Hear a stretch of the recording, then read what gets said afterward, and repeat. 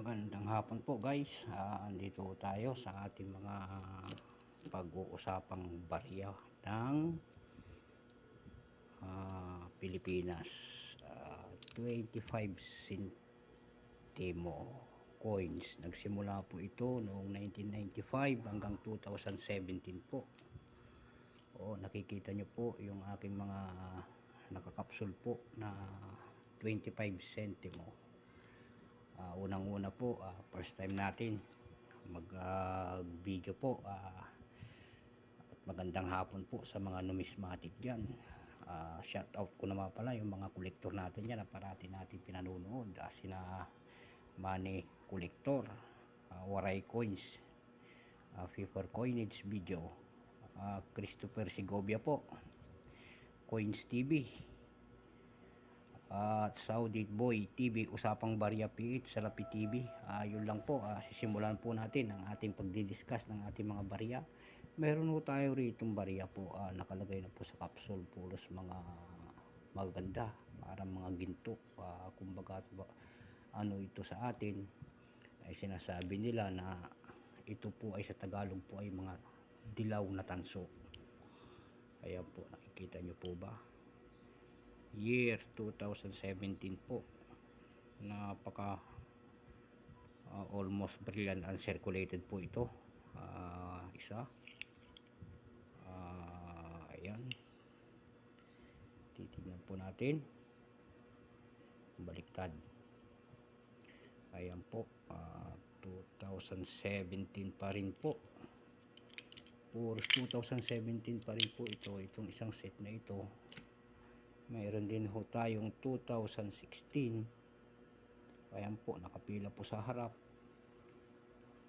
Yung 2000 year 2016 po, magaganda rin po. Ayan po, 2016 po. Talagang parang mga ginto po yan. Ayan po, 2016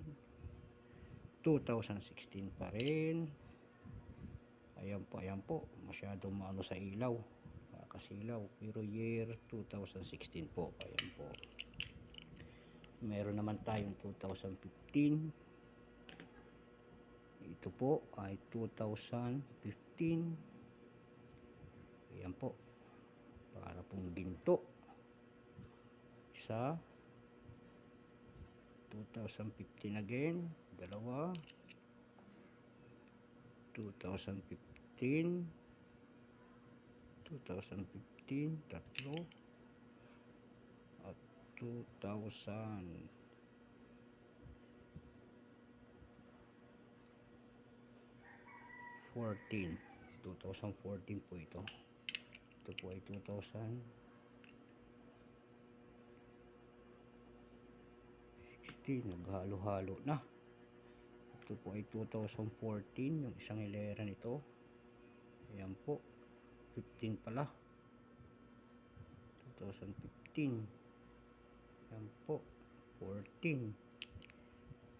Opo, ganyan mga year. Ito po ang kabila po ay year,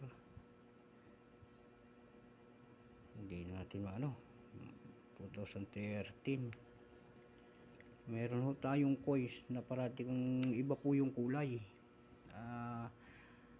2001 siya. Ayan po, 2001. Hindi natin alam kung ito po ay error coins po. Hindi po ito silver po. Hindi po kulay dilaw.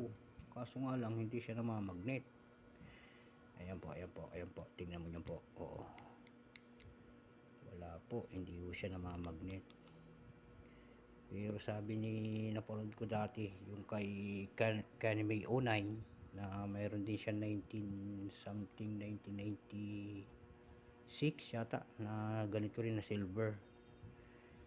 So pati na sinasabi na ano, error daw. Hindi natin malaman kung error o ito hindi, pero non-magnetic ito. Itong BSP pala na 25 centavos na ito po ay ginawa na mula 1995 hanggang 2017.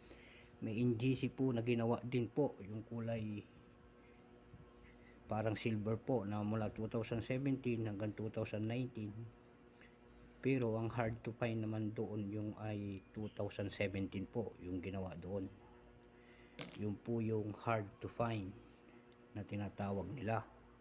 Pero dito po sa BSP na 25 centimo po, mayroon naman pong hard to find dito yung 2006.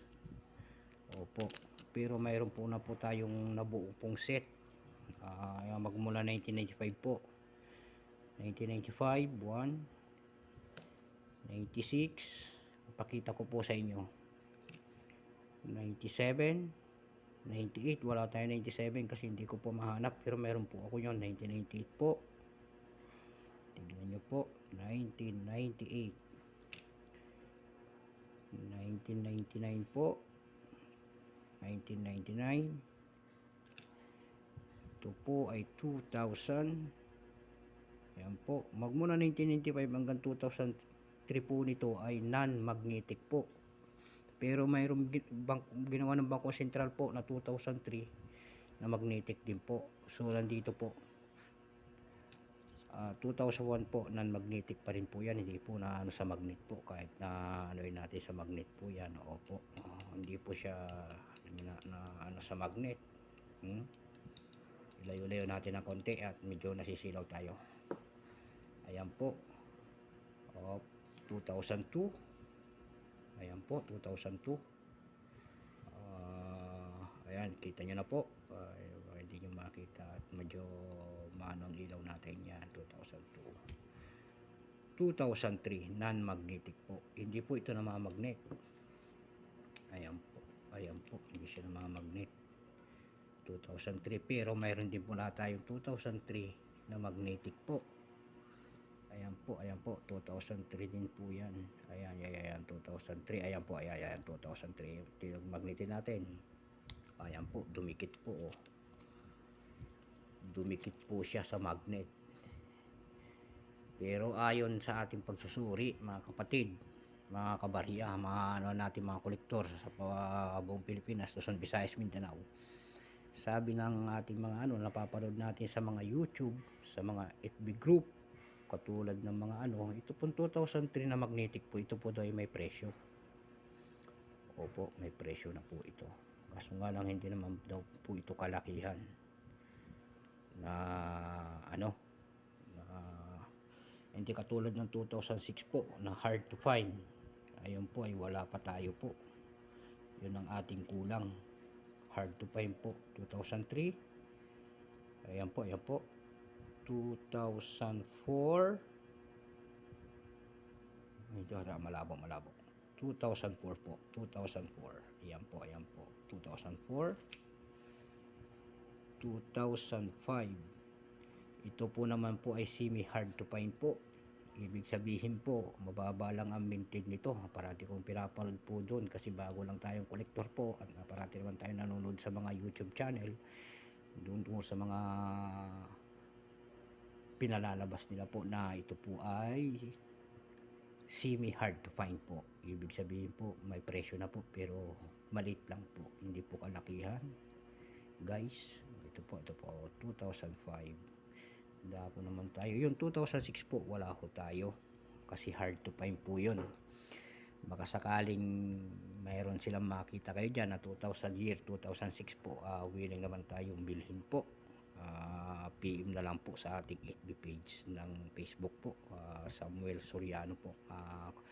Yung aking profile pic po doon ay coins po. Coins. Ito naman po ay year 2007 kasi yung year 2006 po ay wala ho tayo. Paano natin? Medyo malabo-labo. Ayan po. Year 2007. Magnetic na po ito. Year 2008. Ito po ay semi hard to find din po. Yung year 2008 po. Pero hindi pa kataasan ang presyo po nito. Year 2009. Year 2010. Year 2011. Yung mga iba rito hindi nakagandahan pero mayroon tayong pamalit dito magaganda. Year 2012. Ayan po. Year 2012 po. Ayan. Year 2013. Ayan po. Kumikinang po. Ayan po. year 2014. Ayan po, maganda po, pero may scratch po dito sa kanyang sa kanyang may mga po dito. Ayan po, may mga galos. Pero marami naman tayong pamalit pa dyan. Ito kasi yung koleksyon ko na ito, matagal-tagal na pong itinago. Ito po ay year 2015 po. Year 2015. 16. Ayan po. Year 2017. Year 2017 po, napakarami natin po niyan. Year 2017, magaganda pa. Ayan po, year 2017 yung pinakita ko kanina, mga year 2017 po yan. Ayan po, mga year 2017. Nakalagay po na sa capsule, nilagyan natin ang capsule kasi pag naanuan ng mga nag-iiba ang kulay. Nagiging na siya, hindi na siya maano sa mga alikabok. Opo, ito po yung ating na-collection po na pinag-usapan ngayon. Barya 25 centimo ng BSP. Kung tawagin sa Tagalog natin dito sa Pilipinas ay tansong dilaw po, pero hindi po ito gold. Tansong dilaw po ito, hindi po ito gold. Mayroon naman po tayo talagang rito, may mga nahunt pa tayo rito na 2017 1, 2007 2, 2007 3, 2007 4, 2007 5, 2007 6, 2003 magnetic.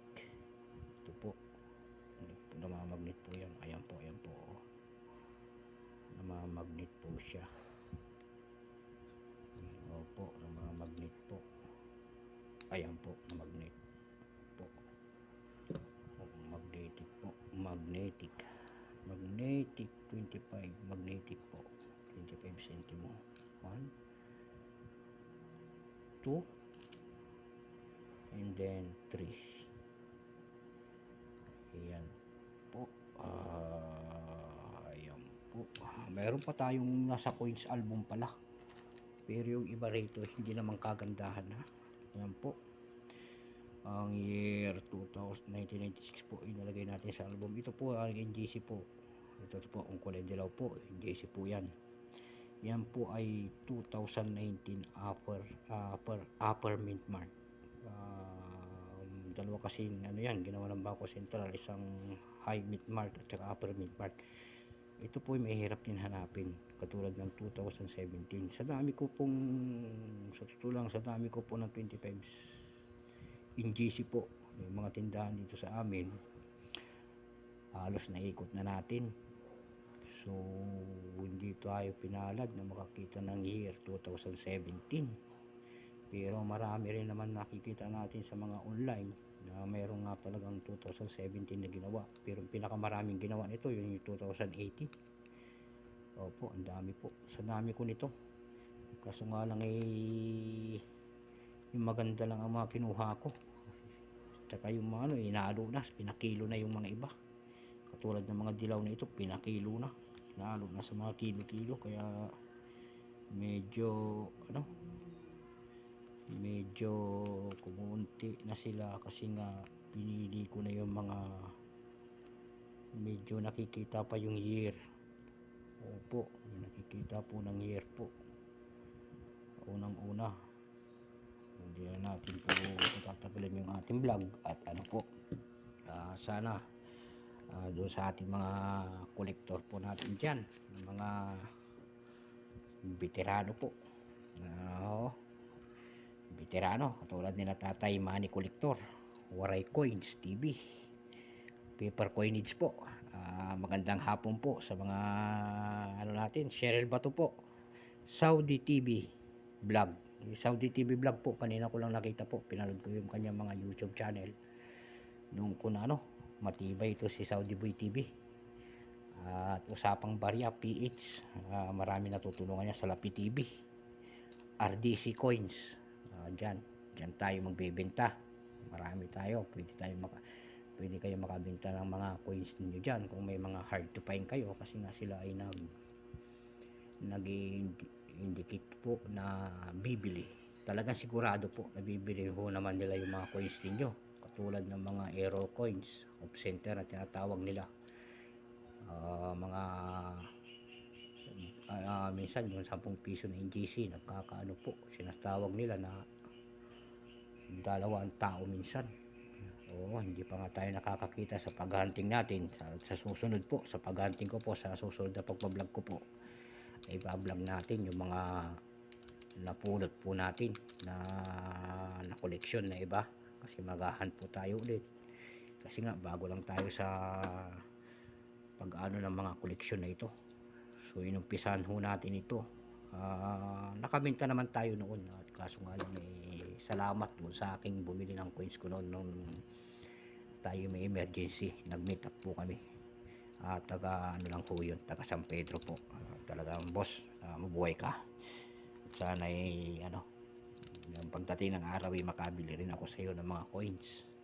Pero dito sa NGC po na 25 centimo po, BSP, kung mayroon pong 2006 po, willing naman tayong bilhin po, kasi nga talagang yun na nga lang talaga ang aking hinahanap para buuin yung dalawa na kasi po, dalawa.